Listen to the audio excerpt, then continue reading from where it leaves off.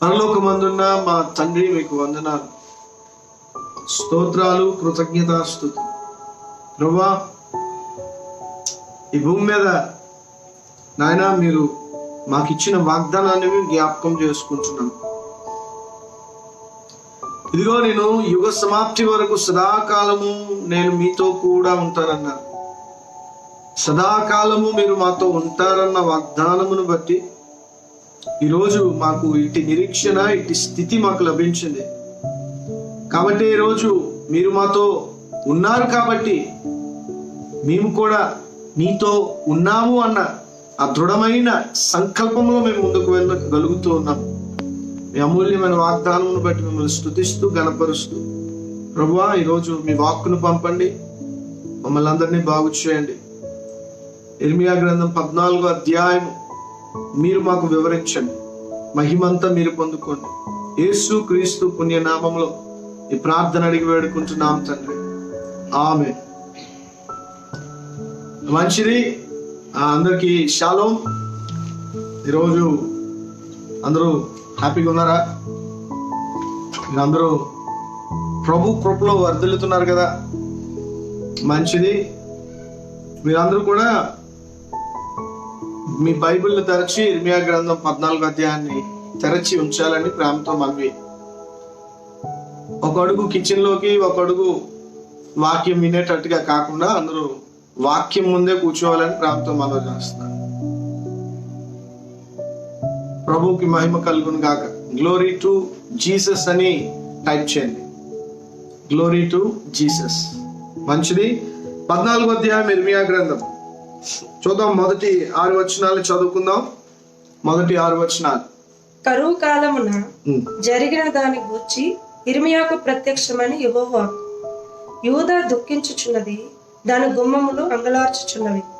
జనులు విచారగ్రస్తులై నేలకు వంగుదురు. యెరూషలేము చేయు అంగలార్పు పైకెక్కుచున్నది. వారిలో ప్రధానులు పేదవారిని నీళ్లకు పంపుచున్నారు. వారు చెరువుల యొద్దకు రాగా నీళ్లు దొరకటలేదు. వట్టి కుండలు తీసుకొని వారు మరలా వచ్చుచున్నారు. సిగ్గును అవమానమును నొందిన వారై తమ తలలు కొనుచున్నారు. దేశంలో వర్షం కురవకపోయినందున నేల చీలి ఉన్నది కనుక సేద్యం చేయవారు సిగ్గుపడి తలలు కప్పుకొనుచున్నారు. లేళ్లు పొలములో ఈని గడ్డి లేనందున పిల్లలను విడిచిపెట్టుచున్నవి. అడవి గాడిదలను చెట్లు లేని మెట్టల మీద నిలబడి నక్కల వలె గాలి పీల్చుచున్నవి. మేత ఏమీ లేనందున వాటి కన్నులు క్షీణించుచున్నవి. మేత ఏమీ లేనందున వాటి కన్నులు క్షీణించుచున్నవి. దేవుని వాక్యం ధ్యానించడంలో ఎంతో ఆనందం ఉంది. గత 10 సంవత్సరాల నుంచి దేవుని వాక్యాన్ని నేను బోధిస్తున్నాను. దేవుని వాక్యాన్ని బోధిస్తుండగా గొప్ప ఆనందం, గొప్ప సంతోషం, ఏదో ఒక తెలియని విజయం హృదయంలో దేవుడు అది ఇస్తూ వచ్చాడు. ఇప్పుడు దాకా వాక్యం వింటున్నా మీకు కూడా ఇలాంటి అనుభూతి కలుగుతూ ఉందని నేను నమ్మి విశ్వసిస్తున్నాను. మేత లేనందున, మేత ఏమీ లేనందున వాటి కన్నులు క్షీణించుచున్నవి. అంతే కదండి. మేత లేకపోతే అది మనిషి అయినా జంతువు అయినా క్షీణించుకోవడం ఖాయం. ఈరోజు మనం గమనిస్తే ఈ 14వ అధ్యాయం మొదటి వచనంలో ఒక విషయాన్ని సృష్టికర్త అయిన మన తండ్రి ప్రవక్త అయిన ఇర్మియా ద్వారా మనకు తెలియజేస్తున్నారు. అదేంటంటే, కరువు కాలమున జరిగిన దానిని గూర్చి ఇర్మియాకు ప్రత్యక్షమైన యెహోవా వాక్కు. ఈ వాక్ అంట కరువు కాలమున ఇర్మియా దగ్గరికి వచ్చిన యెహోవా వాక్కు.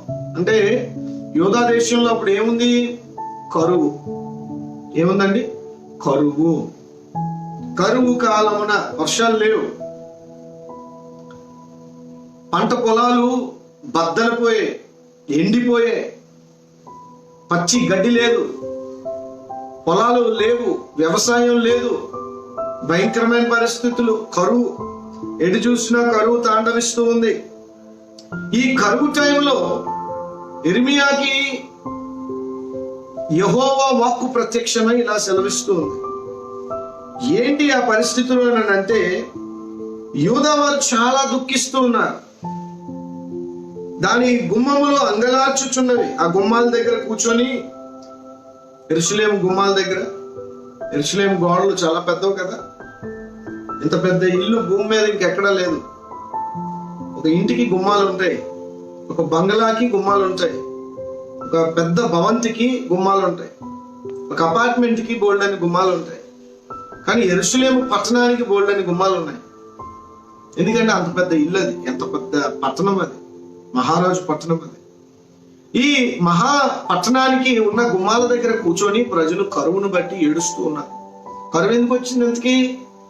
మీరు ఇర్మియా గ్రంథం గనక వరరాశిగా గనక ఈ ధ్యానాల్లో గనక మీరు ఉన్నట్లయితే మీకు గుర్తి ఉండే ఉండాలి. ఏంటి అని అంటే, వీళ్ళంతా 2 తప్పులు చేశారంట యోధా ప్రజలు. ఏంటి ఆ 2 తప్పులు అని అంటే, వీళ్ళు వర్షం కురిపిస్తున్న దేవుడిని మరిచిపోయి, నాకు అది దొరకట్లేదు ఎక్కడ, వర్షం కురిపిస్తున్న దేవుడిని మర్చిపోయి కొండ తొట్లు, ఎన్నో అధ్యాయం 2:13, నా జనులు 2 నేరములు చేసి ఉన్నారు, జీవజలముల ఓటనైన నన్ను విడిచి ఉన్నారు. తమ కొరకు తొట్లను అనగా బద్దలై నీళ్లు నిలవని తొట్లను తొలిపించుకొని ఉన్నారు. దేవుని వాక్యం ఎంత యథార్థమైనది, దేవుడు ఎంత న్యాయవంతుడు, ఆయన నీతిమంతుడు. మనం ఇన్ని కష్టాల్లో కూడా ఆ దేవుని వైపు మనం చూసినప్పుడు దేవుడు నీతిమంతుడిగానే మనకు కనపడతాడు. తప్పులన్నీ మనవి, మంచి అంతా దేవుడిది. ఎప్పుడు అది గుర్తుంచుకోండి. దేవుడు ఎప్పుడు యథార్థవంతుడు. ఎందుకు కరువు వచ్చింది యోధా పట్టణంలోకి, యోధా దేశంలోకి అని అంటే, జీవ జలముల బొగ్గనైన నన్ను వారు వద్దనుకున్నారు. ఎలాంటి స్టేట్మెంట్ చూడండి. జీవ జలముల ఊటనైన నన్నొద్దనుకున్నారు. నన్నొద్దనుకున్నారు, వారు తొట్లు తవ్వుకున్నారు, కుండీలు తవ్వుకున్నారు. కుండీలు ఏం తవ్వుకున్నారు? కుండీలు. కొండల మీద పెద్ద పెద్ద నూతులను తవ్వేసి గోడలు కట్టేసి, ఆ వర్షం అంతా నీళ్ళు అందులో పడిపోవాలి, ఆ నీళ్లు వాళ్ళకే ఉపయోగపడాలి, ఇంకెవ్వరికి వెళ్ళకూడదు అన్న స్వార్థంతో కుండీలు కట్టేసుకున్నారు. మనం కూడా పేదరికంలో ఉన్నప్పుడు, దేవా ఈ పేదరికాన్ని తీసేస్తే, ప్రభువా ఇదిగో నేను నీకు దశంభాగం కరెక్ట్గా ఇచ్చేస్తాను, నీకు కృతజ్ఞత అర్పణలు కరెక్ట్గా ఇస్తానని అంటాం. పేదరికం పోయిన తర్వాత, దేవుడి సంపన్న స్థితి ఇచ్చిన తర్వాత మనం అన్నమాట మీద నిలబడం, కుండీలు కట్టుకుంటాం. ఏంటా కుండీలు? బ్యాంక్ బ్యాలెన్స్ దాచుకుంటాం. దాచుకొని మనము ఏం చేస్తున్నామో తెలుసా? దాచుకోవడం ద్వారా, అంటే దేవుడికి ఇవ్వకుండా దాయడం తప్పు కాదు, కానీ దేవుడికి ఇవ్వకుండా దాయడం పాపం. అలా చేయడం వల్ల దేవుడిని మనము నమ్మటం లేదు. దేవుడు వర్షం కురిపించడేమో రేపు గనక ఈ కుండీ తవ్వేసి ఈ కుండీలో నీళ్లు దాచుకుందాం. సరే, ఎంత ప్రమాదకరమైనదో. అందుకే దేవుడు అక్కడ రాయించి పెట్టాడు, బద్దలైపోయిన కుండీలను మీరు తవ్వించుకున్నారు. మనం చేసుకునే ప్లాన్స్ ఎలా ఉంటాయంటే, అవి బద్దలైపోతాయి, శాశ్వతం నిలిచేది కాదు. కానీ దేవుని ఆలోచన మన జీవితాల పట్ల అది శాశ్వతమైనది. కాబట్టి కరువు అందుకొచ్చింది. జీవజలముల ఊటనైన నన్నే మీరు వద్దన్నారు కదా, నన్ను వద్దని కుండీలు తవ్వుకున్నారు కదా అని చెప్పి దేవుడు ఏం చేశాడంటే వర్షం ఆపేశాడు. వర్షం ఎప్పుడు ఆపేశారో, వర్షం ఒక్కటి పడకపోతే చాలు ఏ దేశంకైనా కరువు వచ్చేస్తుంది.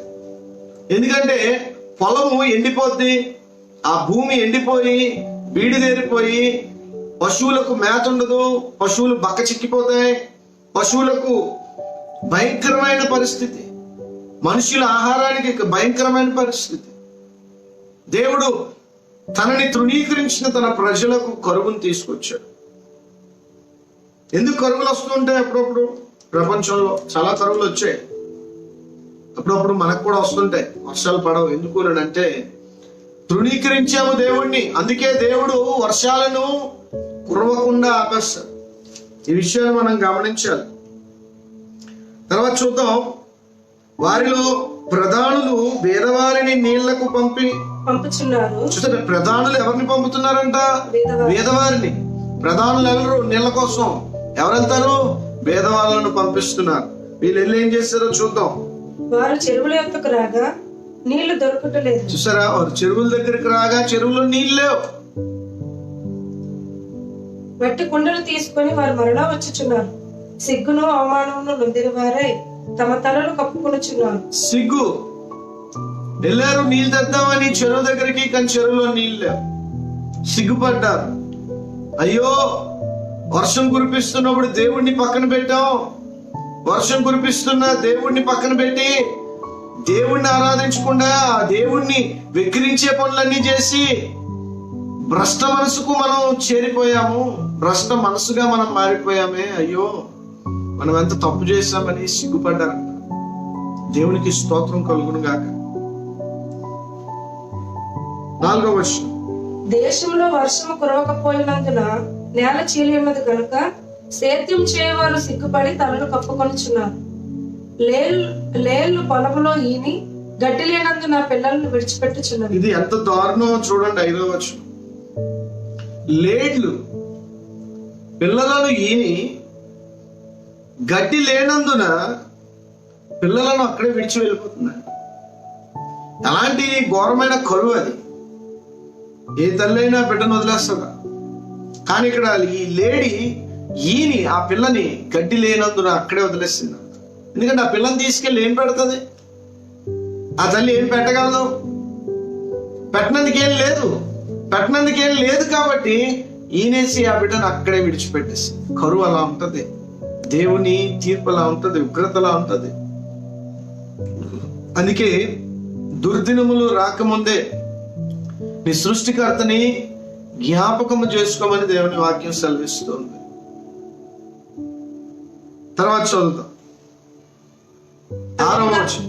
అడవి గాడిదలను చెట్లు లేని మెట్టల మీద నిలవబడి నక్కల వలె గాలి పీల్చుచున్నవి. మేత ఏమీ లేనందున వాటి కన్నులు క్షీణించుచున్నవి. మేత ఏమీ లేనందున వాటి కన్నులు క్షీణించుచున్నది. మేతను ఎతుకుతున్నాయి కళ్ళు, కానీ మేత ఎక్కడ దొరకట్లేదు. ఎక్కడ ఒక పచ్చటి చెట్టు చూద్దామంటే లేదు, చెట్లన్నీ ఎండిపోయాయి. ఒక పచ్చ గడ్డి ఎక్కడైనా కనిపిస్తే వెళ్ళి గడ్డి తిందాం నోరారా అంటే లేదు పరిస్థితి. చూడండి ఎలాంటి కరువు వచ్చిందో. కరువులు యేసు ప్రభు కాలం నుండి ఉన్నాయి, దానికి ముందు ఉన్నాయి, దాని తర్వాత కూడా ఉన్నాయి, ఇప్పుడు ఉన్నాయి. కరువులు వస్తూనే ఉన్నాయి. అంత్య దినములో అంత్యక్రీస్తు వచ్చిన తర్వాత ఆ ముద్రలు విప్పుతున్నప్పుడు కూడా కరువులు ఉంటాయి. ఆ కరువులు మరీ ఘోరంగా ఉంటాయి. ఈరోజు ఈ లాక్డౌన్, ఈ యొక్క COVID-19 ఒక తెగులు. ఎందుకు వచ్చింది ఈ తెగులు? దేవుడికి తెలియకుండా అయితే రాదు. ఎందుకంటే దేవుడు సార్వభౌముడు, సమస్తము మీద ఆయన అధికారిగా ఉండి ఆయన ఈ భూమిని పరిపాలన చేస్తూ ఉన్నారు. ఆయనకి తెలియకుండా ఏది జరగదు. మన తల వెంట్రుకలను సహితము లెక్కించిన దేవుడు, అడవి పువ్వుకు రంగిచ్చిన దేవుడు, పక్షులను సైతము పోషిస్తున్న దేవుడు. ఆయనకు తెలియకుండా ఏం జరగదు. సో COVID-19 దేవుడికి తెలియకుండా ఏమీ రాలేదు. ఈ విషయాన్ని మనం గమనించాలి.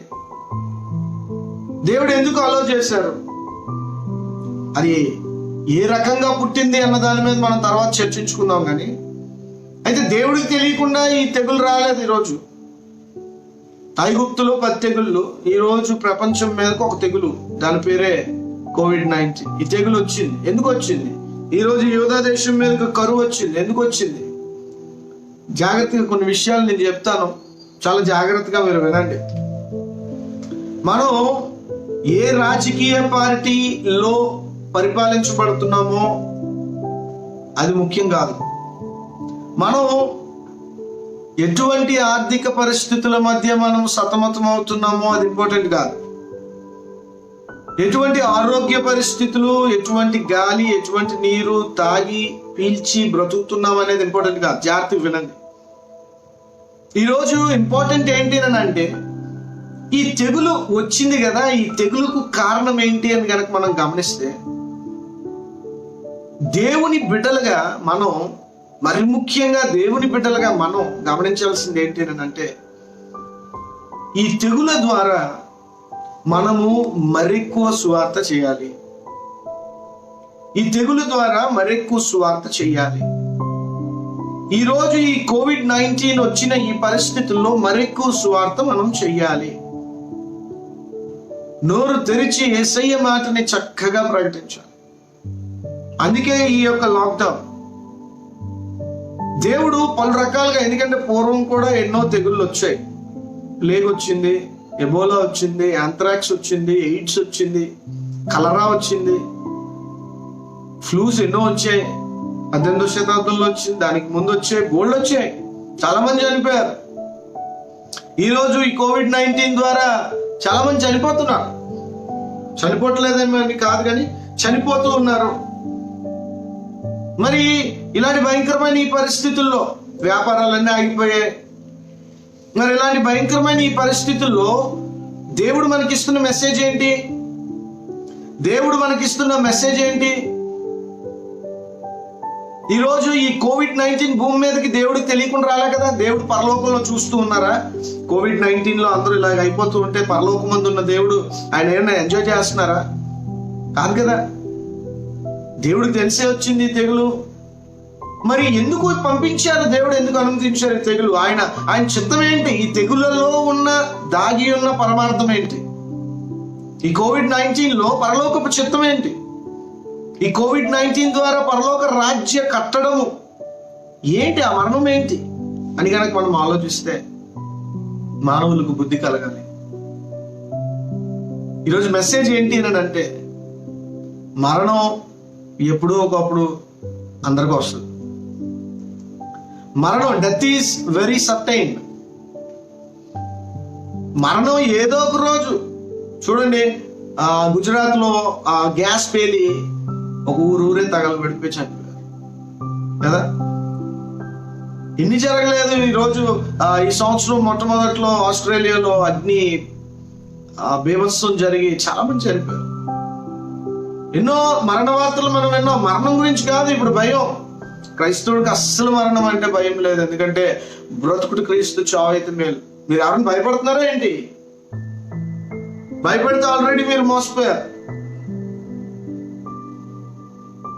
మీలో ఒకవేళ చచ్చిపోతాను అన్న భయం మీలో ఉంటే దుష్టుడు ఆల్రెడీ మిమ్మల్ని మోసం చేశాడు. ఎందుకంటే దేవుని బిడ్డలకు చావైతే క్రీస్తు, మరణమైతే బ్రతుకుటే క్రీస్తు, చావైతే లాభం మనకి. ఎందుకంటే చనిపోతే ఇమ్మీడియట్ గా ప్రభుతో ఉంటాం. కాబట్టి మరణం అంటే మనకి భయం లేదు. మీలో నుంచి ముందే తీసేయండి. అమ్మో COVID-19 వచ్చేస్తే, అమ్మో మా ఇంట్లో ఎవరికైనా వచ్చేస్తే మేము చచ్చిపోతాం. చచ్చిపోతే ఏమవుద్ది? ప్రభు దగ్గరికి వెళ్తాం. మెసేజ్ ఏంటంటే, చచ్చిపోయే ముందు నువ్వు ఏం చేయాలని దేవుడు కోరుకుంటున్నాడు, అది చేసి చనిపో. యేసు ప్రభు వారు 33.5 సంవత్సరాల వయసులో చనిపోయారు. మంచి యవన దశ.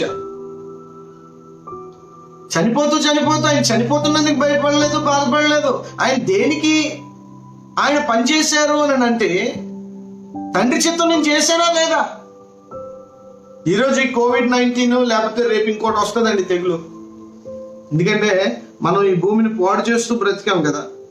ఈ రోజుకి పాడు చేస్తూనే ఉన్నాం కదా. కారులో వెళ్తాం, బండి మీద వెళ్తాం, వెనకాతల పొల్యూషన్ వదులుకొని వెళ్తున్నాం. మరి ఆ పొల్యూషన్ అంతా తిరిగి ఎవరిని పాడు చేయాలి కదా.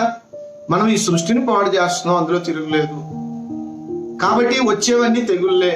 మనం ఏమి బ్రైట్ ఎన్విరాన్మెంట్ ని మనం ఎక్స్పెక్ట్ చేయలేం. చెట్లు నాటం, మరి ఒక మంచి భవిష్యత్తును మనం ఎలా ఎక్స్పెక్ట్ చేయగలం? చేయలేం. కాబట్టి ఇలాంటి పరిస్థితులను మనం ఎదుర్కోవాలి అని అంటే జాగ్రత్తగా గమనించండి. తండ్రి చిత్తాన్ని నెరవేర్చి ఎదుర్కొందాం. దేవునికి స్తోత్రం. భయపడద్దు మరణానికి. ఏమైపోద్దో అనేసి భయపడద్దు. భయం దుష్టుడి దగ్గర నుంచి వస్తుంది, ధైర్యము పరిశుద్ధాత్ముడి నుంచి వస్తుంది. హల్లెలూయా. కాబట్టి మనం గమనించాల్సింది ఏంటి అని అంటే, మరణం ఏదో ఒక రకంగా వస్తుంది. యాక్సిడెంట్ ద్వారా వస్తుంది, జబ్బు ద్వారా వస్తుంది, తెగుల ద్వారా వస్తుంది, సూసైడ్ ద్వారా వస్తుంది, ఇంకా రకరకాల ఆలోచనల ద్వారా మరణం వస్తుంది కదా. దాని గురించి మనకి భయం లేదు. ఇప్పుడు ఆలోచన ఏంటి అని అంటే, బ్రతికుండగా ప్రభు వార్త సకల జనులకు ప్రకటించుదుము గాక. ఇది ఈరోజు మెసేజ్. మరణ భయంలో బ్రతకద్దు. మరణ భయమును మనలో నుండి తొలగించిన యేసు కోసం బ్రతుకుదాము. దేవునికి స్తోత్రం. హల్లెలూయా. ఈరోజు పుట్టాము అంటే చావనందుకే. ఆ రోజు ఏదో రోజు చనిపోతాం. పాయింట్ ఏంటంటే ఎప్పుడు చనిపోతామా అన్న చింతతో బ్రతకొద్దు.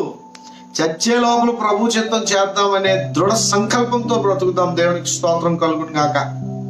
పట్టుదలతో కృషి చేద్దాం. యేసయ్య సత్య సువార్త సకల జనులకు మనం ప్రకటిద్దాము. దేవునికి స్తోత్రం కలుగును గాక. హల్లెలూయా. ఇప్పుడు ఒక సైన్యం ఉంది. ఆ సైన్యంకి శత్రువు ఎవరో చెప్పలేదు సైన్యాధిపతి. ఒక సైన్యం ఉంది, ఒక 100 మంది ఉన్నారు ఒక సైన్యం. ఈ 100 మందికి ఒక శతాధిపతి ఉన్నాడు, సెంచూరియన్. వీళ్ళు అడవిలో ఫుల్ గన్లతోటి బుల్లెట్లతోటి ఎక్విప్ అయిపోయి ఉన్నారు. ఫుల్గా అడవిలో వెళ్తూ ఉన్నారు. కానీ ఈ సైన్యాధిపతి శతాధిపతి ఏం చేయలేదని అంటే ఈ సైన్యానికి శత్రువు ఎవరో చెప్పలేదు. అప్పుడు ఏం చేయాలి? ఈ సైనికులు శత్రువు ఎవరో తెలీదు. ఇప్పుడు ఏం చేయాలి? వాళ్ళు కొట్టుకొని తెచ్చారంట. శత్రువు ఎవరో చెప్పలేదు. బుల్లెట్లు ఇచ్చాడు, గన్లు ఇచ్చాడు, బాంబులు ఇచ్చాడు. ఈరోజు క్రైస్తవ సమాజమా, మన శత్రువు మరణం కాదు. మన శత్రువు మనలో మనం కాదు. మనలో మనం కొట్టుకునేందుకు కాదు, మనలో మనం తిట్టుకునేందుకు కాదు. మన బద్ధ శత్రువు అసత్యము, దుష్టుడు, అపవాది, ఒకప్పుడు కెరూబు, ఇప్పుడు పడిపోయిన దూత. వాడిని మనం టార్గెట్ చేయాలి. వాడు మన శత్రువు. నోరు తెరవండి, సత్య సువార్తను ఇతరులకు బోధించండి. హల్లెలూయా. ఇది ఈరోజు ఈ లాక్డౌన్ లో మనం చేయాల్సిన పని. సువార్త ఒక్కటే మనలను రూపాంతరపరుస్తుంది. సువార్త ఒక్కటే ప్రజల హృదయాలను మారుస్తుంది. సువార్త ఒక్కటే. అందుకే ఈ సువార్త సకల జనులకు తెలియజేయండి. యేసయ్య ఒక మాట చాలండి. యేసు ప్రభు వారి యొక్క మాట చాలు, ప్రజలను రూపాంతరపరుస్తుంది. ఈ ఫేస్బుక్ లైవ్ల ద్వారా, లేకపోతే ఈ సోషల్ మీడియా, వాట్సాప్, ఫేస్బుక్, యూట్యూబ్ల ద్వారా వీలైనప్పుడు రోడ్ల మీద సువార్త చేస్తూ, ఎందుకు మనం ప్రభు వార్త చెప్తామని అంటే ప్రజల హృదయాలు మారు మనసు పొందుతాయి. దేవునికి స్తోత్రం కలుగును గాక. కాబట్టి తెలియచేయండి వాక్యం, సత్యవాక్యాన్ని తెలియచేయండి. దేవునికి మహిమ కలుగును గాక. ఇలాంటి శోధనలు, సమస్యలు ఇవన్నీ వస్తాయి. దేవుడే పెడతారు, దేవుడే అనుమతిస్తారు. కీడుకి ఆయన కర్త కాదు. కానీ దేవుడు అనుమతి లేకుండా ఏది రాదు. ఈ అనుమతి తీసుకొని వస్తున్న ఈ ప్రళయాలు, తెగుళ్ళు, కరువులు ఇవి మన మంచికే. ఇవి మన మంచికి, దేవుడి మహిమకి.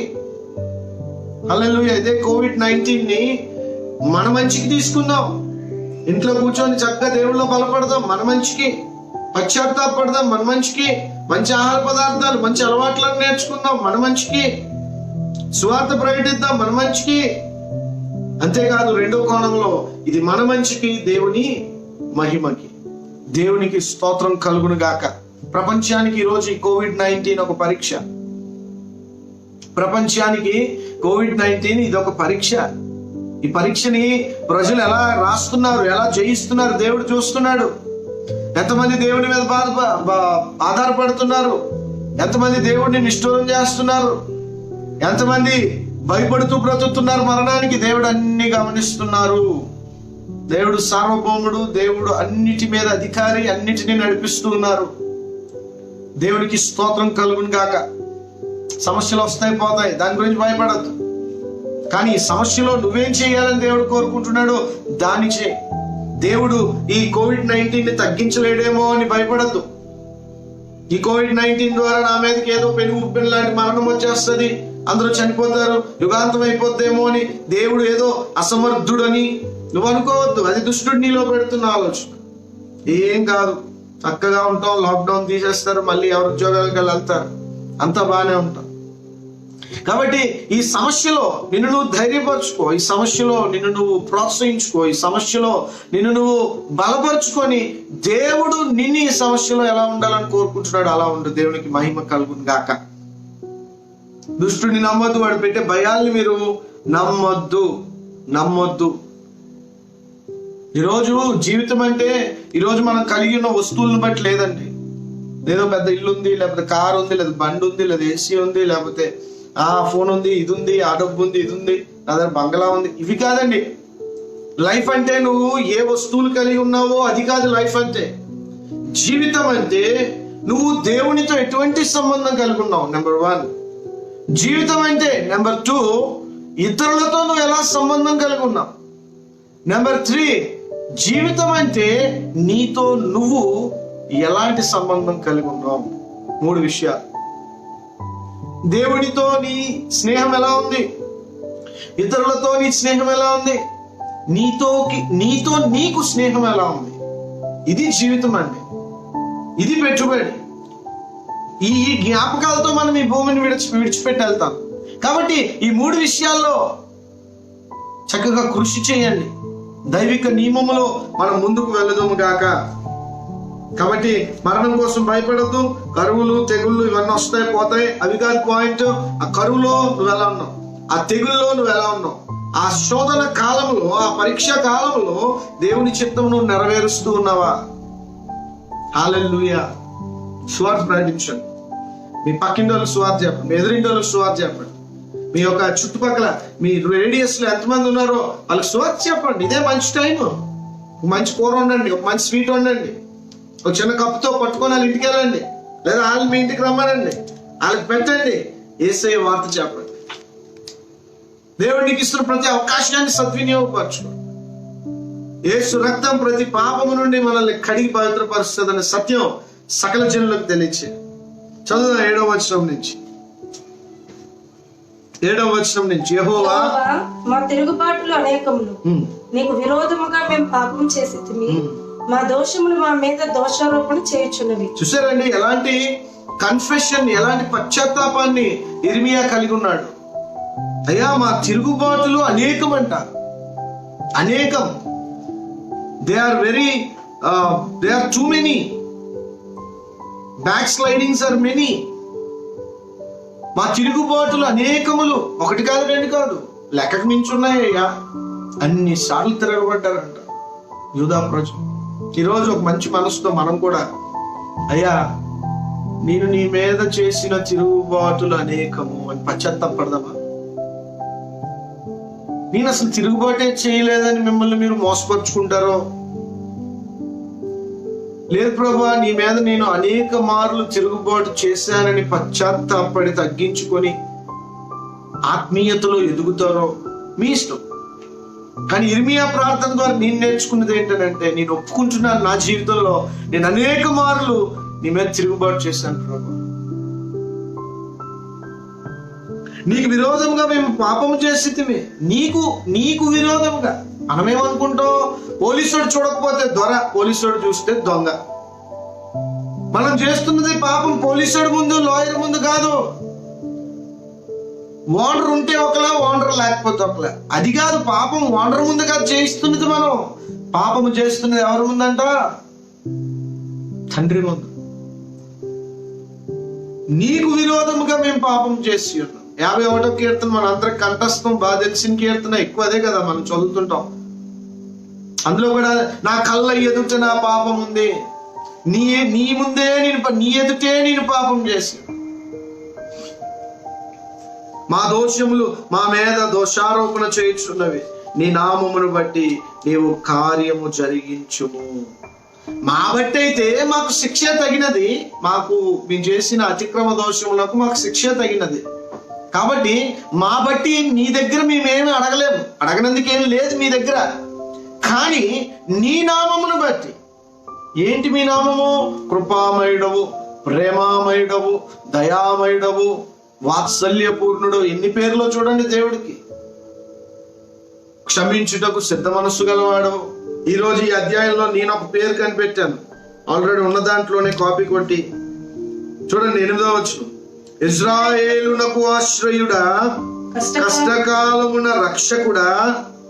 చూసారా, నేనేదో అలా కనిపెట్టి మళ్ళీ చివరి వచనంలో చివరి లైన్, నీ కొరకు మేము కనిపెట్టుచున్నాము. చివరి వచనంలో చివరి లైన్, నీ కొరకు మేము కనిపెట్టుచున్నాం. ఇప్పుడు అంతా కలిపి చదువుతారు చూడండి.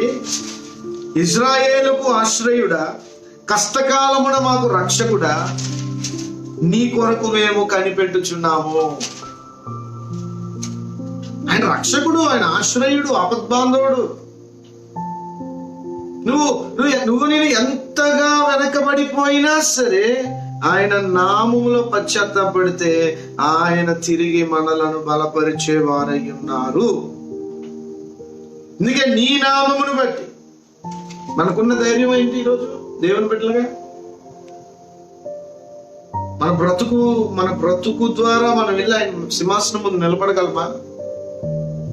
ఇప్పుడు వరకు మనం మాట్లాడిన మాటలను బట్టి ఇవే మాటలు పట్టుకొని పరలోకంలో ఆయన ముందు నిలబడగలమా? అంత ధైర్యమే. ఈ భూమి మీద మనం చేస్తున్న పనులు బట్టి మనం వెళ్ళి నిలబడగలమా? ఎలా నిలబడగలం? ధైర్యం ఏంటి? దైవజనుల ధైర్యం ఏంటి? ఇర్మియా ధైర్యం ఏంటి? అపోస్తులుడైన పౌలు ధైర్యం ఏంటి? పేతురు ధైర్యం ఏంటి? ఈరోజు నా ధైర్యం ఏంటి? ఈరోజు మీ ధైర్యం ఏంటి? నీ నామమును బట్టి.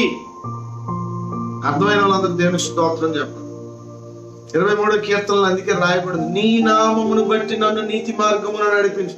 నా నామం బట్టి అయితే అంత సీన్ లేదు. నా ఇంటి పేరుకి నా పేరుకి అంత లేదు అక్కడ. నా కులానికి కొందరు పేర్లకి కులాలు తగిలిస్తారు. ఎందుకు ఇంకా తోక అంటే ఉండాలండి. అయితే మీకు ఇంకా మారు మనసు లేదండి. మీ మనసు ఇంకా మారి నూతనం అవ్వలేదండి. మీ మనసు నూతనమవి రూపాంతరం చెందలేదండి. మీ రక్షణ కొంత ఇంబ్యాలెన్స్ లో ఉంది. ఈ భూమి మీద క్రైస్తవులుగా పిలబడుతున్నారు కానీ మీరు ఇంకా పరలోక సంబంధంగా పూర్తిగా మారలేదండి. ఎవరి నామం? యేసయ్య నామం. యేసయ్య నామం బట్టి రక్షణ. మళ్ళీ మన నామాలు ఎందుకు? తోకలు పేరుకి అంటిస్తారు, పలానా కులం మేమని. ఎందుకది? అది లేకపోతే నీకు గుర్తింపు లేదా? యేసు బిడ్డగా నీకు గుర్తింపు వద్దా? నీ నామమును బట్టి నీవు కార్యము జరిగించుము. దేవునికి స్తోత్రం కలుగునుగా. పూర్తిగా దేవుడి మీద ఆధారపడాలి. ఈ లోకంలో ఉన్నవన్నిటిని పెంటగా ఎంచుకోండి. ఆ కులాన్ని కూడా పెంటగా ఎంచుకోండి. ఈ లోకంలో మనకున్న పేరు ప్రఖ్యాతులను పెంటగా ఎంచుకోండి. దేవుడే మనకి విలువ, దేవుడే మనకి ఘనత. ఆ యొక్క యెహోవా సృష్టికర్త త్రియేక దేవుడు, తండ్రి కుమార పరిశుద్ధాత్ముడే మనకు ఉన్న గొప్ప అర్హతగా ఆయన పెట్టుకుందాం. ఇశ్రాయేలునకు ఆశ్రయుడా, కష్టకాలమున వారికి రక్షకుడా, మా దేశంలో నీవేళ పరదేశి వలెనున్నావు. యాల రాత్రి వేళ బస చేయుటకు గుడారము వేయు ప్రయాణస్తుని వలెనున్నావు. సరే, ఎలా పోలుస్తున్నాడు ఇర్మియాకి ఆ భాష ఎక్కడి నుంచి వచ్చేసిందో అంత మంచి భాషతో రాస్తున్నాడు. దేవుడిని వర్ణిస్తూ, దేవా నీ దేశములో నీ ప్రజల మధ్య నీ ప్రజలకు ఆశ్రయం ఇచ్చేవాడు నువ్వే, నీ ప్రజలను రక్షించేవాడు నీవే. నీ దేశములో నువ్వేంటి పరవాసిగా ఉన్నావు? ఈ ఒక్క మాట మీద ఒక గంట ప్రసంగం చేయొచ్చు. తన దేశంలో తన పరవాసి అయిపోయాడంట. తన సంఘంలో యేసు ప్రభు ఏమైపోయాడంట? పరవాసి. ఎప్పుడైనా ఆలోచించారా? ప్రకటన గ్రంథం 3వ అధ్యాయం. బైబిల్స్ తీయండి. బైబిల్ తెరవకుండా స్టైల్ గా కుర్చీలో కానీ కూర్చున్నారా? చెప్పండి, మేము వింటాం, బైబిల్ అంతా మాకు తెలుసని కొంచెం ఏమన్నా అలా కూర్చుంటే దయచేసి తప్పు చేయొద్దు. బైబిల్ వెళ్ళండి. ఆ బైబిల్ తీసుకొని వచ్చి కూర్చోండి. దేవుని సన్నిధిలో దేవుని వాక్యం వినేటప్పుడు చాలా భయంతో వినాలి. అప్పుడే మనం ఆశీర్వదించబడతాం. ఓకే, వచ్చారా? బైబిల్ తెచ్చుకున్నారా? Very good. లేదా వాళ్ళు లేకపోతే వాళ్ళకి ఎవరన్నా వెళ్ళి బైబిల్ తెచ్చేవాళ్ళు. రైట్. 20వ వచనం చదవండి మీరే. అందరూ చదవండి. 1 2 3. ఇదిగో నేను తలుపు వద్ద నిలుచుండి తట్టుచున్నాను. ఎవడైనను నా స్వరము విని తలుపు తీసిన ఎడల నేను అతని వద్దకు వచ్చి అతనితో నేనును నాతో కూడా అతడును. అయ్యో, యేసు ప్రభు ఎక్కడున్నారంట? ఎక్కడున్నారండి? బయట అంట. ఎవరు పంపించారు? ఎందుకే ఆ తలుపు ఎవరిది? చర్చిది, 7వ సంఘం. ఆ సంఘం ఏం చేసిందంటే యేసు ప్రభుని గెట్ అవుట్. ప్రభుని ఏం చేశారు? గెట్ అవుట్, నువ్వు మా చర్చిలో ఉండదు, నువ్వు మా ఇంట్లో ఉండదు. మీరు అనొచ్చు, ఏ క్రైస్తవుడు అన్న మాట అనగలడా అండి? నిజమే, మనకు ఫీలింగ్స్ ఎక్కువ. ఎవ్వరు అనరా మాట. ఏసయ్యా ప్లీజ్ నువ్వు గెట్ అవుట్ అని ఎవ్వరు అనరు. కానీ మనకి తెలియకుండానే మన నిర్ణయాల ద్వారా, మన క్రియల ద్వారా యేసు ప్రభువుని మనం బయటికి గెంటేస్తున్నాం. ఉత్తనే రాయించలేదు అక్కడ వాక్యం. యేసు ప్రభు ఎక్కడున్నారంట? గుమ్మము అవతల, తలుపు అవతల పాపం నిలబడి అనకూడదు. ఎవరు నిలబడతారు తలుపు యొద్ద? ఎవరు వచ్చి తలుపు కొడతారు? ఎవరిని బయటికి పంపించి తలుపు వేసుకుంటాం? మీకు అర్థమవుతుందా? అడుక్కున్న వాళ్ళని ముఖం మీద తలుపు వేసేస్తాం, శత్రువుల్ని ముఖం మీద తలుపు వేసేస్తాం. యేసు ప్రభువును కూడా సంఘము బయటికి గెంతేస్తారు. ప్రభువా నేను ఒక సినిమా చూడాలి, నువ్వు అర్జెంట్గా గెట్ అవుట్. ప్రభువా నేను ఫలానా పని చేయాలి, నువ్వు అర్జెంట్గా ఒకసారి వెళ్ళు. నేను బీర్ తాగాలి లేదా మందు తాగాలి. ప్రభువా నువ్వు వెళ్ళు, నేను కొంచెం లంచగుండి వ్యాపారం చేయాలి, మోసాలు చేయాలి, అబద్ధాలు ఆడాలి, ప్లీజ్ యేసయ్యా నువ్వు గెట్ అవుట్. డైరెక్ట్ గా కాదు, ఇండైరెక్ట్ గా. డైరెక్ట్ గా ఎవరు అంటారు? యేసయ్య అంటే చాలా ప్రేమ, యేసయ్య అంటే చాలా అసలు ఏడ్చేస్తాం తెలుసా పాట పాడితే. ఎంత ఏడుపో. యేసయ్య అంటే ఎంత ఇష్టమో కొందరికి. ఎంత పాట పాడతారో, ఎంత ప్రార్థన గంట చేస్తారు. క్రియల్లో గెట్ అవుట్ చేస్తున్నాం ప్రార్థన, కానీ క్రియల్లోకి వచ్చేటప్పటికి మనం ప్రభువుని గెంటేసే అనుభవం. బయటికి పంపించేసిన అనుభవం. ఇగో ఇక్కడ ఇర్మియా రాస్తున్నాడు, నీ దేశంలో నీవేళ పరదేశిగా ఉన్నావు, పరవాసిగా, పరదేశిని వలె నువ్వు ఎందుకున్నావు? ఆయన దేశంలో, ఆయన విత్తిన దేశం అది, ఆయన నీరు పోసిన దేశము, ఆయన కృపలో వేరు తన్నిన దేశము. ఆ దేశం వాళ్ళు నోటితో ఆయన స్తుతించారంట, కానీ హృదయం ఆయనకి చాలా దూరంగా ఉందంట. ఆయన బయట పెట్టేశారు. తన దేశంలో తను పరవాసి అయిపోయాడు. ఒకసారి ఆలోచించండి, మీ ఇంట్లో మీరు పరదేశిగా ఉంటే ఎలా ఉంటది? మీ ఇంట్లోనే మిమ్మల్ని బయటికి గెంటేస్తే ఎలా ఉంటది? అలాగా ఈరోజు సంఘము యేసు ప్రభువుని బయటికి గెంటేస్తున్న అనుభవంలో ఉందేమో, లేకపోతే స్తోత్రం ఉందేమో. మా చర్చిలో ఎలక్షన్స్ ఉన్నాయండి. యేసయ్య కొంచెం మీరు గెట్ అవుట్. ఎలక్షన్లు అయినప్పుడు కొంచెం బూతులు ఆడుకుంటాం, కొంచెం డబ్బులు బిర్యానీ ప్యాకెట్లు పంచుకుంటాం, కొన్ని గొడవలు అవుతాయి, పోలీసులు వస్తారు, పోలీసుల మధ్య ఎలక్షన్లు అవుతాయి. కొన్ని చర్చిల్లో ఈ పరిస్థితి. మనం సిగ్గుపడాల్సిన పరిస్థితి, ప్రభు ఎదుట పశ్చాత్తాపడాల్సిన పరిస్థితి. అందుకే ఇర్మియా అంటున్నాడు, ఇశ్రాయేలుకు ఆశ్రయుడా, మా రక్షకుడా, మమ్ములను క్షమించు, మా అతిక్రమ తిరుగుబాటులు అనేకములు.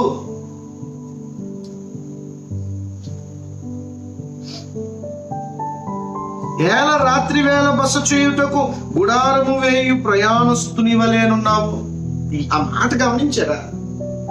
రాత్రి వేళ బస చేయు ప్రయాణస్తుని వలె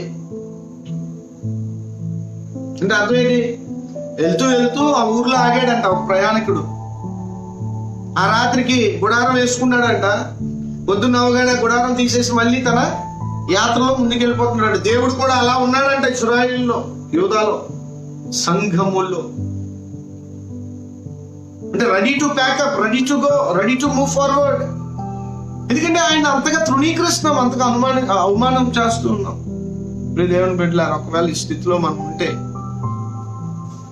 మాస్టర్గా 10 సంవత్సరాలు ఫుల్ టైం మినిస్ట్రీ చేసినోడుగా, పూర్తి ప్రాణాత్మ శరీరములు ఇదే చర్చ్ మినిస్ట్రీ మీద పెట్టి పనిచేస్తున్న వ్యక్తిగా చెప్తున్నాను, ఈ పరిస్థితి ఈరోజు సంఘములో ఉంది. నేను సర్టిఫై చేస్తాను. ఈరోజు దేవుడి పరిస్థితి ఎలా ఉందనంటే, మనకు నచ్చినప్పుడు, మనకి టైం ఉన్నప్పుడు ఆయన రమ్మంటున్నాం, టైం లేని టైంలో ఆయన్ని బయటికి గెట్ అవుట్ అంటున్నాం. మన అవసరాలు, మన పేదరికం, మన అనారోగ్యత మనల్ని పలకరించినప్పుడల్లా మనకి దేవుడు కావాలి, లేనప్పుడల్లా ఆయన బయటికి పంపిస్తున్నాం. చూడండి 9వ వచనం. భ్రమశీల వాని వలను రక్షింపలేని సూర్యుని వలను నీవెలా ఉన్నావు. రక్షింపలేని సూర్యుని వలె. అబ్బో, చాలా పవర్ఫుల్ వర్డ్ అండి. మన యెహోవా దేవుడు సైన్యములకు అధిపతియగు దేవుడు. ఆయన బలశౌర్యము గలవాడు. ఆకాశం ఆయనది, భూమి ఆయనది, నీలో ఆయనది. ఆయన సూర్యుడేంటి? అసలు ఆయన పదాలు ఏమున్నాయో వర్ణించినందుకు ఇర్మియా అంటాడు ఇక్కడ, నువ్వేంటి రక్షింపలేని సూర్యుని వలె. నువ్వు సూర్యుడివే, కానీ రక్షించలేని నిస్సహాయ స్థితిలో నువ్వు ఎందుకున్నావు? నువ్వు ఎలా ఉన్నావు? ఒక్కొక్క మాట ఇర్మియా పలుకుతూ ఉంటే ఆ మాటలో లోతు. యెహోవా, నీవు మా మధ్యనున్నావే, మేము నీ పేరు పెట్టబడిన వారము, మమ్మును చెయ్య విడవకము. అందరూ దారి తప్పిపోయిన ఇర్మియా లాంటి కొంతమందిని శేషాన్ని దేవుడు ఉంచుకున్నాడు ప్రార్థన చేయడానికి. కనీసం ఆ దేవునికి ఇలా మొర పెట్టుకోనందుకు దేవుడే ఇలాంటి శేషాన్ని ఉంచుకున్నాడు. ఈరోజు ఆ శేషంలో మీరు కూడా ఉన్నారు. ఉండాలనేది దేవుని యొక్క ఆశ, కోరిక, ఆకాంక్ష. ముందుకెళ్దాం. 10వ వచనం. యెహోవా ఈ జనులతో ఈ మాట సెలవిచ్చుచున్నాడు, ఈ జనులు తమ కాళ్లకు అడ్డం లేకుండా తిరుగులాడుటకు ఇచ్చగలవారు గనుక యెహోవా వారిని అంగీకరింపడు. ఇప్పుడు ఆయన వారి అక్రమమును జ్ఞాపకం చేసుకొనును, వారి పాపములను బట్టి వారిని శిక్షించును. ఒక్క నిమిషం ఆగండి. ఒక్క నిమిషం. బైబిల్ మీద మీకు కొంచెం పట్టుంటే ఈ మాట అర్థమవుతుంది. ఇప్పుడు నేను చెప్పేది జనరల్ గా దేవుడు ఏమి వాగ్దానం ఇచ్చాడని అంటే, దేవుని ప్రజలుగా మనకి యెహోవా వారిని అంగీకరించును, ఇప్పుడు ఆయన వారి అక్రమములను ఇంక ఎన్నటికీ జ్ఞాపకము చేసుకునడు, వారి పాపములను బట్టి వారిని శిక్షింపడు. ఇది కదా మనకి ఇచ్చిన వాగ్దానం. మరి దేవుడు తన వాగ్దానాన్ని ఎందుకు తప్పుతున్నాడు? బాగా ఆలోచించండి. దేవుడి ప్రజలతో దేవుడే చెప్పాడు, ఇంకా మీదట నేను మీ పాపములను జ్ఞాపకం చేసుకోను అన్నాడు.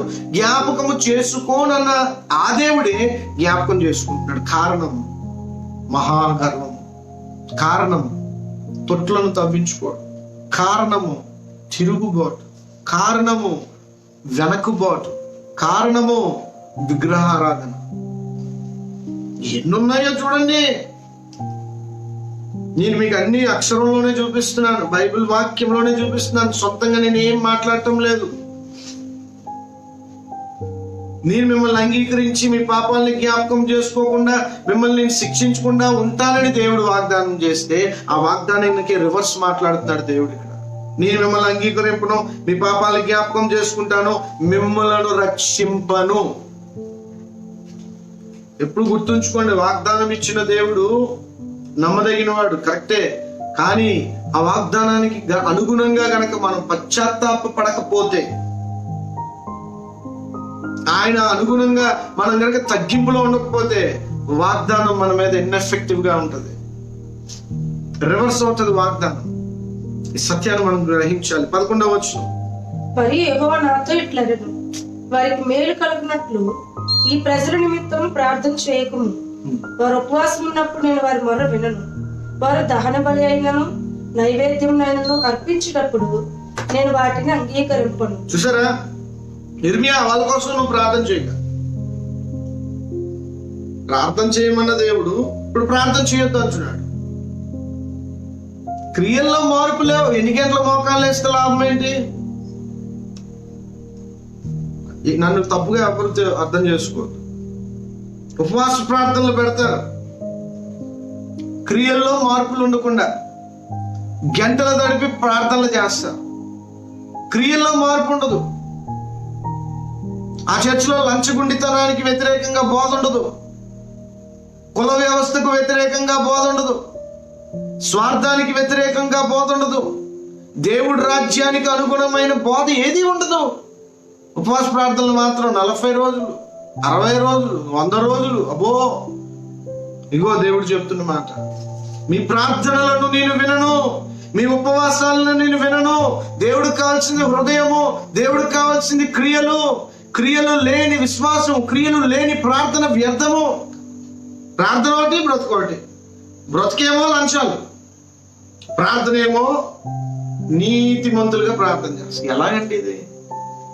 అందుకే ఇంకో దేవుడు చెప్తున్నాడు, మీ ఉపవాసములను నేను వారి మొరను వినను. ఉపవాసం చేసి మీరు మొర పెట్టినా నేను ఆ మొర వినను. వారు దాన బలులైనను నైవేద్యములైనను అర్పించినప్పుడు నేను వాటిని అంగీకరించను. ఖడ్గము వలనను క్షేమము వలనను తెగుల వలనను వారిని నాశనము చేసేదను. అందుకు నేను, అయ్యా ప్రభు అయిన యెహోవా, మీరు ఖడ్గము చూడరు, మీకు క్షేమం కలగదు. ఈ చోటను నేను స్థిరమైన సమాధానం మీకు ఇచ్చేదనని ప్రవక్తలు వారితో చెప్పుచున్నారని నేను అనగా. అబ్బా, మంచి సబ్జెక్ట్ అండి. ఇర్మియా అడుగుతున్నాడు, ఒక క్వశ్చన్ అడుగుతున్నాడు దేవుడిని, అయ్యా నువ్వేమో ఇలా చెప్తున్నావు, నువ్వు చెప్పావని నేను వెళ్ళి ఇలా చెప్తూ ఉంటే అక్కడ ఆల్రెడీ ఇంకొక ప్రవక్తల బ్యాచ్ ఉన్నారు. ఆ బ్యాచ్ ఏం చెప్తున్నారంటే ఈ స్థలానికి ఏమవ్వదని వాళ్ళు చెప్తున్నారు. యోధా మీదకి తీర్పు వస్తుంది, ఉత్తర దిక్కు నుండి సింహము వంటి రాజ్యం వస్తూ ఉందని ఇర్మియా దేవుని చేత ప్రవచిస్తే, దురాత్మ చేత అబద్ధాలు ప్రవచిస్తున్న ఆ యొక్క అబద్ధ ప్రవక్తలు వాళ్ళు ఏమని ప్రవర్తిస్తున్నారంటే ఇక్కడ అంత క్షేమమే ఉంటది, ఇక్కడ ఏ అపాయము లేదు, ఏం అవ్వట్లేదంట, అంత బాగానే ఉంది, జాగ్రత్త, పర్లేదు, మీరు వర్ధిల్లుతారు, మీరు లంచాలు ఇవ్వండి వర్ధిల్లుతారు, కులాలు చూసుకోండి మీరు వర్ధిల్లుతారు. ఈరోజు కొన్ని సంఘాల్లో బోధలు,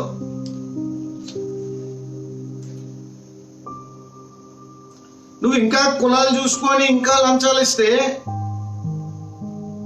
నీ మనస్సాక్షికి నువ్వు అడుగు, నువ్వు దేవుని బిడ్డవేనా? ఇంకా నువ్వు దేవుని బిడ్డవు అనుకుంటే ఆ ప్రభువే నిన్ను రక్షించుగాక. కొందరున్నారు అబద్ధ ప్రవక్తలు, వాళ్ళు సపోర్ట్ చేస్తారు, వాళ్ళు మిమ్మల్ని సమర్థిస్తారు. ఇదిగో ఇక్కడ సమర్థించారు. అప్పుడు చూడండి దేవుడు ఏమన్నారు, యెహోవా నాతో ఇట్లనెను, ప్రవక్తలు నా నామమును బట్టి అబద్ధమును ప్రకటించు. ఇక్కడ ఇంకో మాట చెప్తాను, అబద్ధానికి నిజానికి మధ్య ప్రవక్తని అంచనా వేసేది ఇక్కడే. వాళ్ళు ఏం బోధిస్తున్నారు, దాన్ని బట్టి వారు అబద్ధమా నిజమైన ప్రవక్తలో మనకు తెలుస్తుంది. వారు దేవుడి రాజ్యాన్ని ప్రకటిస్తే వీటన్నిటిని ఖండిస్తారు. వాళ్ళు ఖండించట్లేదు అని అంటే వాళ్ళు ఎక్కడో దారి తప్పారు. చదువుదామా, నేను వారిని పంపలేదు. ఫస్ట్ నుంచి చదువు. యెహోవా నాతో ఇట్లనెను, ప్రవక్తలు నా నామమును బట్టి అబద్ధమును ప్రకటించుచున్నారు. నెంబర్ 1 గమనించండి, ప్రవక్తలు దేవుడి నామమున అబద్ధాలు ప్రకటిస్తున్నారు. నెంబర్ 1, ఈరోజు చర్చ్ లో ఇది జరుగుతుంది, జాగ్రత్త. చెప్పే వాళ్ళతో పాటు వినే వాళ్ళు కూడా మోసపోతారు, నరకానికి వెళ్తారు. నేను వారిని పంపలేదు. నెంబర్ 2, యేసయ్య అలాంటి వారిని పంపలేదు. నెంబర్ 3, వారికి ఆజ్ఞ ఇయ్యలేదు. యేసయ్య వారికి ఆజ్ఞ ఇయ్యలేదు. ఆజ్ఞ ఇవ్వకుండానే ఆజ్ఞ ఇచ్చారన్నట్టుగా బయలుదేరుతారు. అబ్బో, వాళ్ళు చాలా చాకచక్యంగా మాట్లాడతారు, చాలా వాక్శక్తితో మాట్లాడతారు, కానీ వారు బయటికి గొర్రె చర్మాన్ని ధరిస్తారు, లోపల తోడేలు వంటి వారు. వారితో మాట్లాడలేదు. వాళ్ళ వెనకాతల అనేక సూచక్రియలు వస్తాయి, వారు చాలా అద్భుతాలు చేస్తారు. జాగ్రత్త, వారితో నేను మాట్లాడలేదు. వారు అసత్య దర్శనమును, శకునమును, మాయా తంత్రములను, తమ హృదయమును పుట్టిన వంచనను ప్రకటన చేయుచున్నారు. వాళ్ళు ఏం ప్రకటన చేస్తున్నారు? వంచన, తంత్రము, మాయ, శకునము. నేనేం చెప్తాను, మీరు చదువుకోండి. ఈ ప్రసంగం ద్వారా నాకు శత్రువులు 3 మంది తయారవుతారు వైజాగ్ లో. ఈ వీడియో ఎంత దూరం వెళ్తా అంత పర్లేదు, ఇర్మియా కూడా శత్రువులు తయారయ్యారు. కానీ ఇదిగోండి, ట్రూ అండ్ ఫాల్స్, ఒరిజినల్ కి డూప్లికేట్ కి ఇదిగోండి 13-14 వచనాలు చాలు మీకు. 14వ అధ్యాయం ఇర్మియా గ్రంథం. ఎవరు ఒరిజినల్, ఎవరు డూప్లికేట్ అనలైజ్ చేసుకోండి.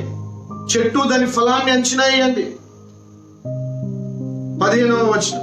కావున నేను వారిని పంపకపోయినను నా నామమును బట్టి ఖడ్గమైనను క్షామమైనను ఈ దేశంలోనికి రాదని చెప్పుచు అబద్ధ ప్రవచనములు ప్రకటించుచు ప్రవక్తలను గూర్చి యెహోవా ఇలా సెలవిచ్చుచున్నాడు. చూడండి, నా నామమును బట్టే, వాళ్ళు కూడా యేసునామమే, వేరే నామంతో రారు.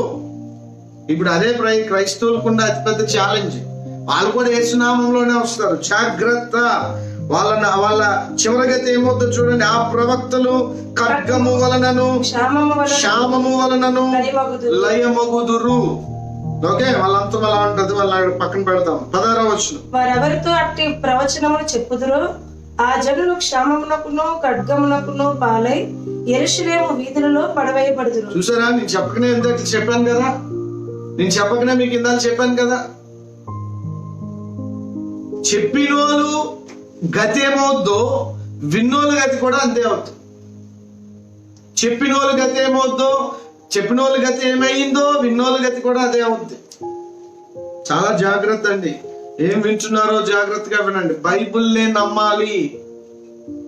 నన్ను కూడా నమ్మమని నేను చెప్పడం లేదు. నేను చెప్పింది బైబిల్లో ఉందో లేదో మళ్ళా మీరు బైబిల్ తెరిచి చూసుకోవాలి. చూస్తున్నారా? అంత టైం ఎక్కడ దగ్గర మీరు చెప్తారా? మీది అయిపోగానే ఇంకొక లైవ్ ఉంది, అది వినాలి. అది ఇది విని దానికి ముందు ఇంకోటి విన్నాం, మీ దానికి ముందు 6 గంటలు ఒకటి విన్నాం. ఈ 3 విని ఏది బాగా చెప్పారో మార్కులు వేస్తాం మేము అంటారా? మోసపోవద్దు. ఏదో ఒకటి వినండి, పూర్తిగా వినండి, ఒక అంచనాకు రండి. దేవునికి స్తోత్రం కలుగును గాక. మోసపోవద్దు. ఇది మోసపోయే సీజన్, మోసపోయే కాలం. దుర్బోధకులు, అబద్ధ ప్రవక్తలు ఎక్కువగా ఉన్న కాలం ఇది. భూ ప్రపంచంలో ఎప్పుడూ లేనన్ని అబద్ధ బోధలు ఇప్పుడు ఉన్నాయి. ఓకే, జాగ్రత్త. తర్వాత, నేను వారి చెడుతనమును వారి మీదకి రప్పించదును, వారినైనను వారి భార్యలనైనను వారి కుమారులనైనను వారి కుమార్తెలనైనను పాతి పెట్టేవాడు ఎవడునూ లేకపోవును. నీవు వారితో చెప్పవలసిన మాట ఏదనగా, నా జనుల కన్యక గొప్ప ఉపద్రవం వలన పీడింపబడుచున్నది, ఘోరమైన గాయము నొంది ఉంది. దివారాత్రం మానక నా కన్నుల నుండి కన్నీరు కారుచున్నది. పొలములోనికి నేను పోగా ఖడ్గము చేత హతులైన వారు కనబడుతురు. పట్టణంలో ప్రవేశింపగా క్షామ పీడితులు అచ్చట నందురు. ప్రవక్తలేమి యాజకులేమి తాము మెరుగైన దేశంలో పోవాలనని ప్రయాణమై ఉన్నారు. చూసారా, ప్రయాణమై ఉన్నారంటే యూదా ప్రజలు వారు చేసిన అతిక్రమ దోషములను బట్టి. కానీ దేవుడు అంటున్నాడు, ఇర్మియా అంటున్నాడు దేవునితో, నా జనులు కన్యక గొప్ప ఉపద్రవము వలన పీడింపబడుచు ఉన్నది. కన్యక అంటే ఎప్పుడు కూడా అలా అన్య దేశానికి బానిసత్వానికి వెళ్ళలేదు, ఫస్ట్ టైం వెళ్తూ ఉంది. కాబట్టి కన్యగా ఇర్మియా అక్కడ సంభాషణ చేస్తూ ఉన్నారు. అటువంటి పదాన్ని వాడారు. చూద్దాం, ముందుకు వెళ్దాం. 19వ వచనం. నువ్వు యూదాను బొత్తిగా విసర్జించితివా, సియోను నీకు అసహ్యమైన, మాకు చికిత్స దొరకకుండానంతగా నీవేళ మమ్మల్ని కొట్టితివి. మేము సమాధానం కొరకు కనిపెట్టుచున్నాము గాని మేలు ఏదియో కనబడట్లేదు. చికిత్స కలుగు కాలము కొరకు కనిపెట్టుచున్నాము గాని భీతి తగిలి ఉన్నది. యెహోవా, మా దుర్మార్గతను మా పితరుల దోషమును మేము ఒప్పుకొనుచున్నాము. నీకు విరోధముగా పాపం చేసి ఉన్నాము. నీ నామమును బట్టి మమ్మల్ని త్రోసివేయకము. ప్రశస్తమైన నీ సింహాసనమును అవమానపరచకము. మాతో నీవు చేసిన నిబంధనను జ్ఞాపకం చేసుకోను, దాన్ని భ్రష్టపరచకము. జనముల వ్యర్థ దేవతలలో వర్షము కురిపింపగలవారు ఉన్నారా? ఆకాశము వాన నీయగలదా? మా దేవుడైన యెహోవా నీవే కదా దాన్ని చేయుచున్నావు. నీవే క్రియలన్నీ చేయుచున్నావు. నీ కొరకే మేము కనిపెట్టుచున్నాము. హల్లెలూయా. ఇర్మియా ప్రేయర్ ఎంత బాగుందండి. ఇర్మియా ప్రార్థన ఎంత బాగుంది. ఇలాంటి ప్రార్థనలు చేద్దాం. యేసు రక్తంలో గడపడిన సంఘం ఇలాంటి ప్రార్థనలు చేయాలి. అయ్యా, ఇక్కడ అంటున్నాడు ఇర్మియా, మాకు చికిత్స దొరకకుండా చేసేస్తావు. మాకు వైద్యుడు లేడు, మాకు హీలర్ లేడు, మాకు హీల్ చేసే బామ్ లేదు, మాకు వైద్యుడు లేదు, వైద్యము లేదు. మీరు సమాధానం కోసం కనిపెడుతుంటే చివరికి మాకు ఏం దొరుకుతుందంటే భీతే కలుగుతూ ఉంది, భయమే కలుగుతూ ఉంది తప్ప మాకు సమాధానము కలగటం లేదు. ఈ పరిస్థితి నిన్ను ధిక్కరించుట ద్వారా మా మీదకి నువ్వే రప్పించితివి. క్రియలన్నీ నువ్వే మా ఎడల చేస్తున్నావు. అయినా సరే నీ కొరకే మేము కనిపెడుతూ ఉన్నాం. మమ్మల్ని ఉద్ధరించే మా ఉద్ధారకుడా, మమ్మల్ని తిరిగి లేవనెత్తేవాడు. నీవే అని ఇక్కడ ఇర్మియా ప్రార్థన చేస్తున్నాడు. ఇక్కడ అద్భుతమైన మాట 21వ వచనంలో చూడండి, నీ నామమును బట్టి మమ్మును త్రోసివేయకము, ప్రశస్తమైన నీ సింహాసనమును అవమానపరచకము, మాతో నీవు చేసిన నిబంధనను జ్ఞాపకమును చేసుకును, దానిని భ్రష్టపరచకు. పూర్వం తెలుగు రాసిన వాళ్ళు కొంచెం పదాలు దొరకలేదు ఏంటో, వాళ్ళకి భ్రష్ట అనే మాట రాశారు, కానీ అది వాస్తవానికి అది కాదు. కానీ దాని అర్థం ఏంటో చెప్తానండి. అయ్యా, నీ సింహాసనం ఉంది కృప ఇవ్వనందుకే కదా, కృపామయుడు కదా, నువ్వు కృపనిచ్చేవాడవు కదా, నీ దగ్గర కృప దొరుకుతుంది కదా, దీనులకు కృపనిస్తావు కదా. కృపనిచ్చే నీ సింహాసనంలో నుండి నీ బిడ్డలకు ఉగ్రతనివ్వద్దు ప్రభువా. కృప ఉగ్రతగా మారకూడదు ప్రభు అనేది భావం. ఈ తెలుగు పంతులు అప్పుడు రాశారు, ఈ తెలుగు పాండిత్యం సంపాదించుకున్న వాళ్ళు రాశారు అప్పట్లో ఈ బైబిల్. వాళ్ళు ఏం చేశారంటే అవమానపరచకము అని రాశారు, రెండో పదం భ్రష్టపరచకము అని రాసేసారు. అంటే దేవుడు ఎలా భ్రష్టపరచుకుంటాడు తన నిబంధనని, తన సింహాసనాన్ని? కాబట్టి ఆ పదం తప్పు. కానీ దాని యాక్చువల్ ఇంగ్లీష్ లో భావం ఏంటంటే disgrace, do not disgrace the throne of your glory. నీ కృపాసనము, నీ కృపా సింహాసనముకు కృపే బాగుంటది తప్ప ఆ సింహాసనం మీద నుండి మాకు ఉగ్రతను మాత్రం దయచేసి ఇవ్వద్దు. నీ నిబంధనను జ్ఞాపకం చేసుకో. మా పితరులతో నువ్వు చేసిన నిబంధన, అబ్రహాము, ఇస్సాకు, యాకోబులతో మీరు చేసిన నిబంధనను జ్ఞాపకము చేసుకొని అదే కృప, ఇంకా వీలైతే దానికి మించిన కృప వెంబడి కృప మాకు అనుగ్రహించు తప్ప కృపను పక్కన పెట్టి మాకు ఉగ్రతను మాత్రము ఇవ్వద్దు. ఎప్పుడు నేను ప్రార్థన చేసిన కళ్ళు మూసుకొని తలంచుకొని ఒకటే ఊహించుకుంటాను, ప్రభువా నీ కృపాసనం ఎదుట నేను సాగిలపడుతున్నాను. నాకు నీ ఉగ్రత, నీ కోపం వద్దు, నాకు నీ కృప కావాలి. నీ కృప నాకు దొరికేటట్టు నా జీవితంలో అన్ని పరిస్థితుల్ని మార్చే అని ప్రార్థన చేసుకో. మీరు కూడా అలాగే ప్రార్థన చేయాలనేది నా మనవి. అంటే నేను చేసినట్టే కాదు, మీ వర్ణన మీకు ఉంటది, మీ స్థాయి మీకు ఉంటది కనుక ఆ రీతిగా ప్రార్థన చేయండి. అయ్యా, నువ్వు కృపామయుడు, ప్రేమామయుడు, అదే నాకు కావాలి తప్ప నీ కోపం నాకొద్దు, నీ ఉగ్రత నాకొద్దు. నాకు కృపా సింహాసనమే కావాలి, నీ ఉగ్రత సింహాసనం నాకొద్దు, నీ తీర్పు సింహాసనం నాకొద్దు, నీ ప్రేమనిచ్చే సింహాసనం నాకు కావాలి. 2 సింహాసనాలు, ఒకటి తీర్పు, ఒకటి కృప. ఏది కావాలి? కృపే కావాలి. గనుక ఆ కృప ముందు పశ్చాత్తాపడదాం, ఆయన ముందు మనం సాష్టాంగ పడదాము.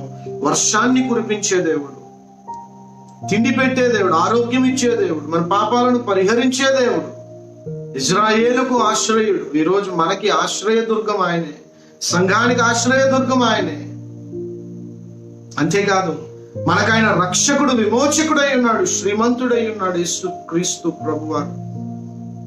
ఆయన కొరకే మనం కనిపెట్టుకున్నాం. ఈ కోవిడ్-19 వైరస్ లాక్డౌన్ లో ఆ యేసు నాథుని కోసమే కనిపెట్టుకున్నాం. ఇంకేదొద్దు, ఆ జబ్బు వస్తుందేమో, అది నన్ను చంపేద్దేమో, ఇవ్వద్దు. చస్తే చచ్చాం, ప్రభు దగ్గరికి వెళ్తాం. మనం కనిపెట్టాల్సిన ప్రభు కోసం. ప్రభువా అని ఆయన కోసం కనిపెట్టండి. మీ ద్వారా దేవుడు అద్భుత కార్యాలు చేస్తాడు. మిమ్మల్ని బలంగా వాడుకోబోతున్నాడు, మిమ్మల్ని బహు ఘనంగా ఆయన రాజ్య సువార్త కోసం వాడుకోబోతున్నాడు. మీకు ఇంకోటి చెప్పనా?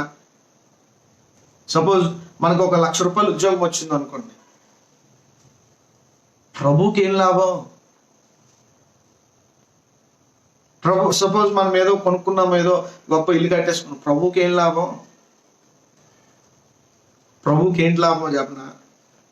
ఇర్మియా లాంటి ప్రవక్త ప్రభువుకి లాభం. అర్థమైందా మీకు? ఈసారి మీరు ప్రార్థించేటప్పుడు, అయ్యా ఇర్మియాలా నన్ను వాడుకోయా, కొందరికైనా నీ స్వార్థ చెప్పేటట్టుగా నన్ను వాడుకోయా, నీకు ఉపయోగపడే పాత్రగా నన్ను వాడుకోయా. ఇటువంటి ప్రార్థన చేద్దాం.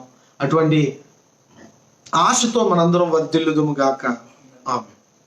ప్రార్థన చేసుకుందాం. పాస్టర్ గారు ప్రార్థన చేస్తాం.